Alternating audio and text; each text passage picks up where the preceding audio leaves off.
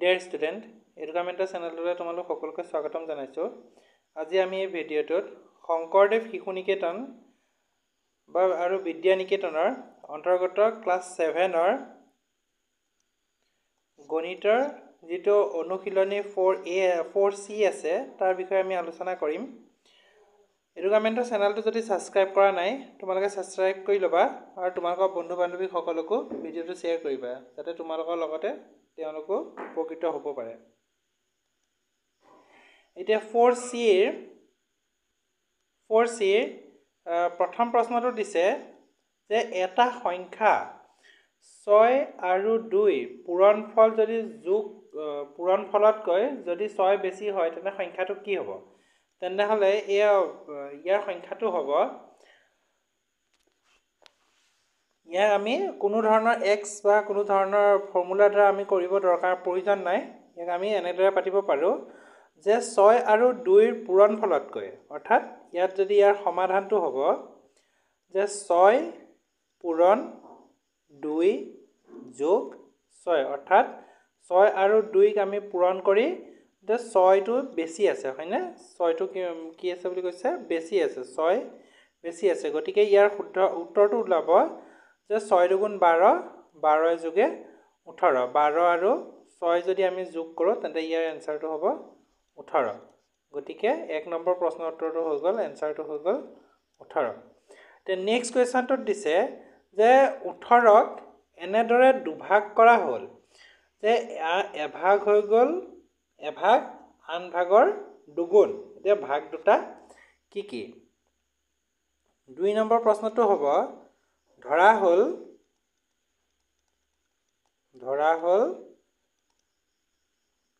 এটা ভাগ সমান x। গতিকে ইয়াত দিছে যে আনটো ভাগ কি আছে? আনটো ভাগ এটা ভাগৰ দুগুণ হৈছে। আনটো ভাগ হ'ব আনটো ভাগ হ'ব সমান 2x।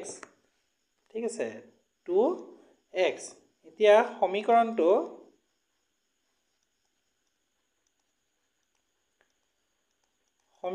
হ'ব সমান x plus 2x plus equal to 18।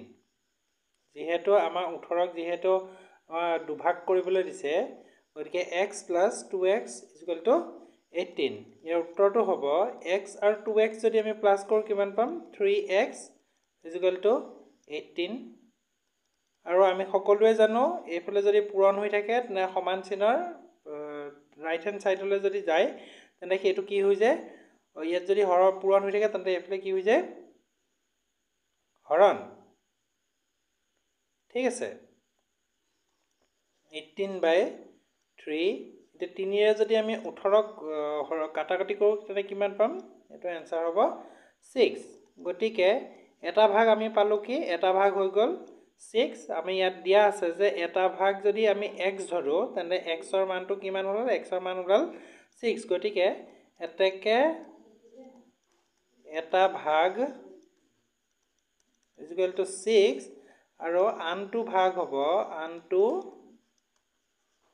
আনটো ভাগ সমান 2x ইকুৱেল টু 2 ইনটু xৰ মান কিমান ওলাইছিলে?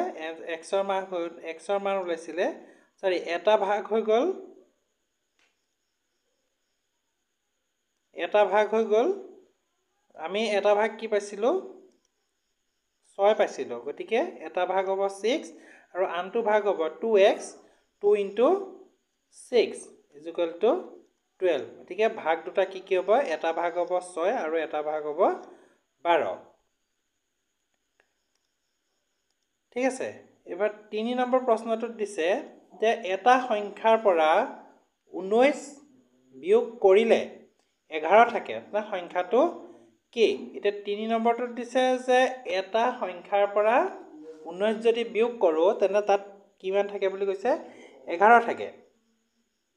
ধৰা হ'ল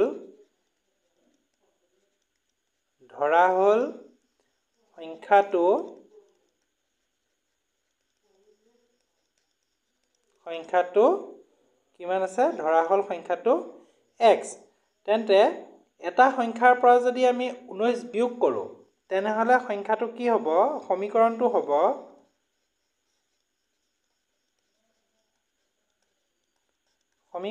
হ'ব x minus 19 is equal to 11 এটো হ'ব আমাৰ সমীকৰণটো এতিয়া আমি সকলোৱে জানো যে এফালে যদি আমাৰ লেফট হ্যান্ড সাইডত যদি মাইনাস থাকে তেনেহলে রাইট হ্যান্ড সাইডলৈ গলে মানে কি হয় প্লাস হৈ যায় গতিকে x is equal to 11 এফালে আছেলা মাইনাস এফালে কি হৈ যাব plus is equal to 19 plus 19 x is equal to x আৰু 11 আৰু 19 ক যদি আমি প্লাস কৰো কিমান পাম এটো পাম 30 গতিকে সংখ্যাটো হ'ব x is equal to 30 গতিকে আমাৰ সংখ্যাটো কি হ'ব সংখ্যাটো হ'ব 30 এতিয়া 4 নম্বৰ প্ৰশ্নটো যদি আমি চাও 4 নম্বৰ প্ৰশ্ন কি দিছে যে এটা সংখ্যাক 8 ৰে হৰণ কৰিলে ভাগফল 9 আৰু ভাগশেষ কিমান থাকে 5 থাকে তেন্তে সংখ্যাটো কি হ'ব ধৰা হল সংখ্যাটো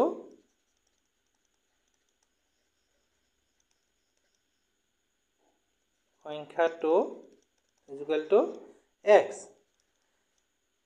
এতিয়া আমাক কৈছে যে 8 ৰে হৰণ কৰিলে আমি যদি সংখ্যাটোক যদি আমি 8 ৰে হৰণ কৰো তেনে কি হ'ব সংখ্যাটো হ'ব কিমান x আৰু আমি কি আছে ইয়াত ভাগশেষ কিমান আছে ভাগশেষ আছে 5 গতিকে x ৰ লগত যদি যিমান আমি মান পাম তাৰ পৰা যদি আমি 5 মাইনাস কৰো তেনলে কিমান পাম যেটো টোটাল মাৰ্ক আছে টোটাল নাম্বাৰ আছে হেতু আমি পাম এই সংখ্যাটোক আমি কিহেৰে হৰণ কৰিব লাগিব কৈছে 8 ৰে হৰণ কৰিব লাগিব আৰু ইয়াৰ ভাগফল কিমান ওলাইছে ভাগফল ওলাইছে 9 এতিয়া আমি এই সংখ্যাটোক কি কৰিব লাগিব বজ্ৰপূৰণ কৰিব লাগিব গতিকে x - 5 কিহৰ কাৰণে আমি x - 5 পালো গতিকে 1 ৰ 9 ৰ তলত এটা 1 আছে যেটো ইনভিজিবল হৈ থাকে তাক অদৃশ্য হৈ থাকে তাক x - 5 ৰ লগত যদি আমি 1 পূৰণ কৰো তেন্তে x - 5 = 8 আৰু 9 ক যদি আমি পূৰণ কৰো কিমান পাম 72 এতিয়া x = 72 আৰু লেফট হ্যান্ড সাইডত থকা মাইনাস টু এফালে কি হৈ যাব প্লাস হৈ যাব প্লাস 5 = x = 72 plus 5 answer হৈ যাব 77 গতিকে সংখ্যাটো কি হৈ যাব সংখ্যাটো হৈ যাব 77 5 নম্বৰ প্ৰশ্নটো দিছে যে দুটা স্বাভাৱিক সংখ্যাৰ যোগফল কিমান কৈছে 27 তেনে এটা আনটোৰ 2 গুণ হলে সংখ্যা দুটা কি কি ইয়াত কৈছে যে এটা যদি আনটোৰ যদি 2 গুণ হয় তেনে সংখ্যা দুটা কি কি হ'ব ঠিক আছে এতিয়া যদি আমি এক কৰিবলৈ যাও 5 নম্বৰটোত দুটা সংখ্যাৰ যোগফল কিমান দিছে দুটা সংখ্যাৰ যোগফল দিছে সংখ্যা দুটা হল ধৰা হল সংখ্যা দুটা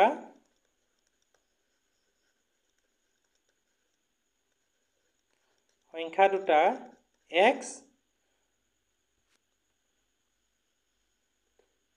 আৰু দিছে যে দুটা সংখ্যাৰ স্বাভাৱিক দুটা সংখ্যাৰ যোগফল কিমান দিছে x দিছে আৰু এটা আনটোৰ কিমান দিছে দুগুণ দিছে মানে কি হ'ব যেটো সংখ্যা আমি পাইছিলো সেই সংখ্যাটোৰ দুই গুণ যদি আমি চাও কিমান পাম 2x তেন্তে সংখ্যা দুটা কি হ'ব বুলি কৈছে তেনে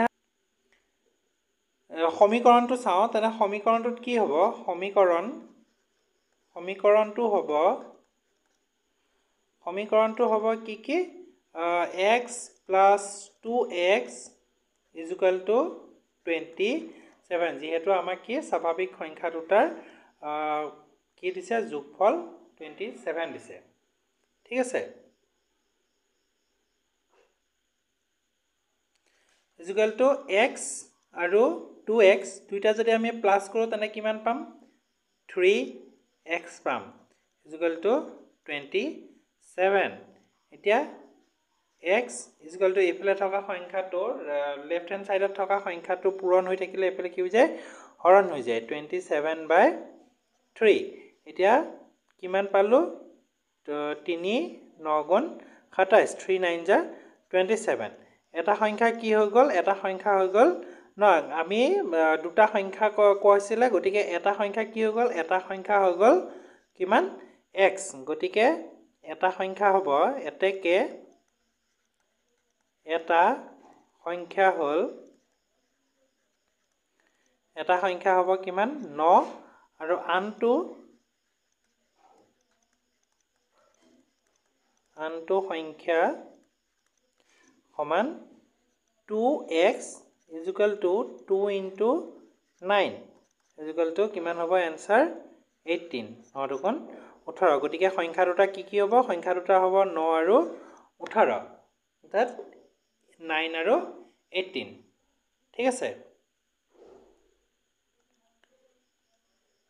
এতিয়া যদি আমি 6 নম্বৰ প্ৰশ্নটো চাওঁ 6 নম্বৰ প্ৰশ্নটোত দিছে যে এটা সংখ্যাক ইয়াৰ 2/3 পৰা এটা সংখ্যাক ইয়াৰ 2/3 লগত যোগ কৰিলে যোগফল কিমান ওলাই কৈছে 40 ওলাই যদি আমি এটা সংখ্যা লওঁ ধৰা হল সংখ্যাটো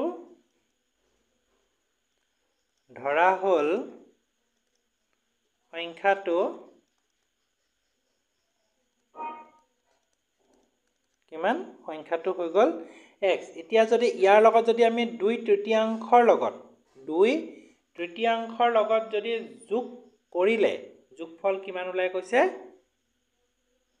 যোগফল কিমান ওলাই যোগফল ওলাই 40 এতিয়া 2/3 যদি আমি যোগফল কৰো তেনে ইয়াৰ সমীকৰণটো কি হ'ব সমীকৰণটো হ'ব x plus 2x by 3 is equal to 40 এতিয়া আমি তলৰ হৰ দুটা x ৰ তলত আমি 1 আছে বুলি আমি জানোৱে সকলোৱে জানো গটিকে ইয়াৰ লসাগু কিমান ওলাব ইয়াৰ লসাগু হ'ব 3 তাৰপিছত x আৰু 3 যদি আমি বজ্ৰপূৰণ কৰো কিমান পাম 3x plus 1 আৰু 2x যদি আমি বজ্ৰপূৰণ কৰো কিমান পাম 2x is equal to 40 এতিয়া 2x plus 3x plus 2x যদি আমি 40 লগত যদি বৰ্জপূৰণ কৰো 40/1 তলত যেহেতু অদৃশ্যভাৱে 1 টো আছে তেও 1ক যদি আমি বজ্ৰপূৰণ কৰো তেন্তে কিমান পাম বজ্ৰপূৰণ কৰিলে পাম 3x plus 2x is equal to 3 আৰু 40 যদি আমি বজ্ৰপূৰণ কিমান কৰো কিমান পাম 120 side Nikon 12 120 is equal to 3x plus 2x and ইয়াৰ যোগ কৰিলে কিমান পাম 5x is equal to 120 x is equal to 120/5 এতিয়া পাছাৰে যদি 120 ক যদি আমি হৰণ কৰো কিমান পাম 120 ক যদি আমি পাছাৰে হৰণ কৰো 5 দুগুণ 10 হল আৰু 2 নামি আহিলে 0 আহিলে 5 4 গুণ 20 গটিকে ইয়াৰ আনসাৰটো কিমান হ'ব পাছাৰে যদি আমি 120 কাটাকাটি কৰো তেনে কিমান পাম 24 পাম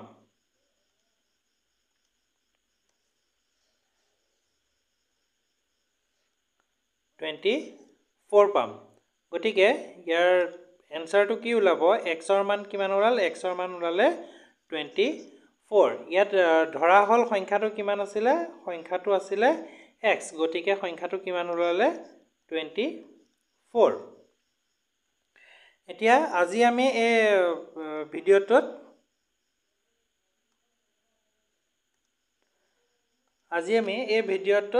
7 নম্বৰ প্ৰশ্নলৈকে চাওঁ এটো লাষ্ট কোৱেশ্চন হ'ব আজিৰ প্ৰশ্নটোৰ বাকি 8 9 আৰু 10 এই তিনিটা তোমালোকক হোমৱৰ্ক দিছো হোমৱৰ্ক গৃহ কাৰ্য দিছো গৃহকাৰ্য তোমালোকে কৰি পেলাই জনাবা যে কৰিব পাৰিছানে নাই। যদি পৰা নাই তেতিয়াহ'লে মই নেক্সট ভিডিঅ'ত এই ভিডিঅ'কেইটা বনাই দিম, কমেণ্ট কৰি জনাবা। এতিয়া 7 নম্বৰ প্ৰশ্নটো যদি চাওঁ আমি, 7 নম্বৰ প্ৰশ্নটোত দিছে তিনিটা ক্ৰমিক সংখ্যাৰ লগত 39 হ'লে ক্ৰমিক সংখ্যাৰ যদি যোগফল 39 হয় তেন্তে ইয়াৰ সংখ্যা তিনিটা কি কি? তেন্তে 7 নম্বৰ প্ৰশ্নটোত দিছে যে ধৰা হ'ল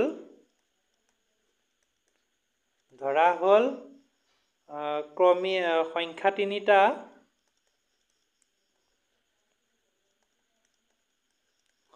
তিনিটা সমান x plus 1 আৰু x plus 2। এইটো হৈ গৈছে কি আমাৰ ক্ৰমিক সংখ্যা মানে যিটো একেৰাহে যায়, অৰ্থাৎ x হৈ গ'ল x plus 1 আৰু x plus 2 একেৰাহে ক্ৰমিকভাৱে তিনিওটা যাব। এতিয়া সমীকৰণটো হ'ব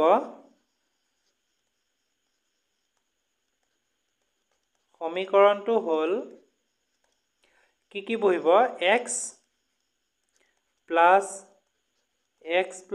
1 plus x plus 2 equal to ইয়াৰ যোগফল কিমান কৈছে 39। এতিয়া তিনিটা x আছে, x এটা দুটা আৰু তিনিটা, গতিকে কি হ'ব তিনিওটাৰে যোগফল কিমান ওলাব? তিনিওটাৰে যোগফল ওলাব 3x। এতিয়া প্লাছ 2 আৰু 1 যদি আমি যোগ কৰোঁ কিমান পাম? 3 ইকুৱেল টু 39 x 3x এতিয়া 39 আৰু লেফ্ট হেণ্ড ছাইডত থকা প্লাছটো ৰাইট হেণ্ড ছাইডলৈ আহিলে কি হৈ যায়? আমি সকলোৱে জানো এইটো মাইনাছ হৈ যাব, গতিকে -3।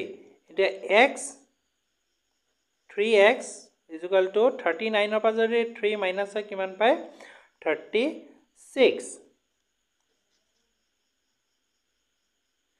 x ইকুৱেল টু 36/3, 3ৰে যদি আমি 36ক যদি আমি ডিভাইড কৰোঁ তেনে কিমান পাম? 36ক ডিভাইড কৰিলে আমি কিমান পাম? 36 3 এগুণ 3 আৰু 3 দুগুণ 6, গতিকে সংখ্যাটো আমি কিমান পাম? সংখ্যাটো পাম xৰ মান কিমান পালোঁ? xৰ মান পাই গ'লোঁ আমি 12, গতিকে x হৈ গ'ল 12। আমি ইয়াত পাইছোঁ যে সংখ্যা তিনিটা হৈ গ'ল x plus 1 আৰু x plus 2। এতিয়া xৰ মানটো আমাৰ ওলাই গ'ল, xৰ মানটো কিমান? 12। এতিয়া এতেকে সংখ্যা তিনিটা হ'ব x equal to 12, x plus 1 equal to xৰ মান আমি কিমান পাইছিলোঁ? xৰ মান পাইছিলোঁ 12।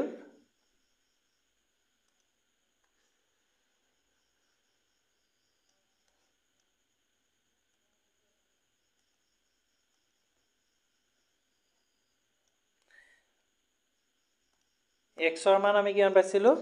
12, x plus 1, গতিকে xৰ মান হৈ গ'ল 12 plus 1 ইকুৱেল টু 13। এইটো হৈছে দ্বিতীয় 2 নম্বৰ সংখ্যাটো, আৰু 3 নম্বৰ সংখ্যাটো হ'ব কিমান? x plus 2। এতিয়া xৰ মান কিমান আছিলে? 12, xৰ মান আছিলে 12 plus 2, 12 আৰু 2 যোগ কৰিলে আমি কিমান হয়?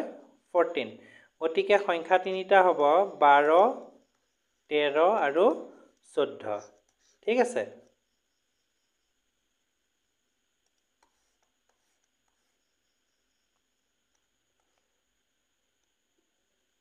এতিয়া তোমালোকক 8 নম্বৰ, 9 নম্বৰ আৰু 10 নম্বৰ এই তিনিটা অংক তোমালোকক গৃহকাৰ্য হিচাপে দিছোঁ।